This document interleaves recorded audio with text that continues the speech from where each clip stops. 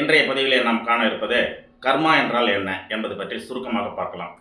நம்முடைய சேனலை சப்ஸ்கிரைப் செய்து பார்க்குமாறு அன்போடு கேட்டுக்கொள்கின்றேன்.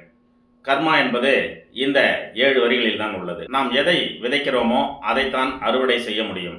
இன்று நாம் பிறர் மீது வீசிய கல் நாளை காலம் வரும்பொழுது நம்முடைய தலை நோக்கி குறிப்பார்த்து வரும்.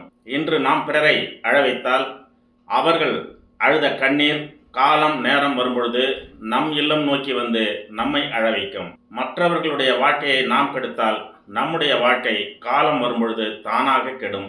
நாம் மற்றவர்களுக்கு நம்ப வைத்து செய்யும் துரோகம் காலம் நேரம் வரும்பொழுது நம்மை தேடி வந்து மிகச் சிறப்பாக அந்த காரியத்தை செய்யும்.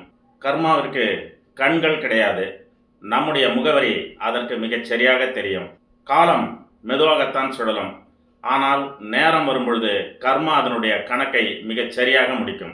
இதில் ஹைலைட் என்ன என்று பார்க்கும் பொழுது, இவ்வளவு பாவங்களையும் செய்துவிட்டு பரிகார ஸ்தலங்களுக்கு சென்று பரிகாரங்களை செய்வது.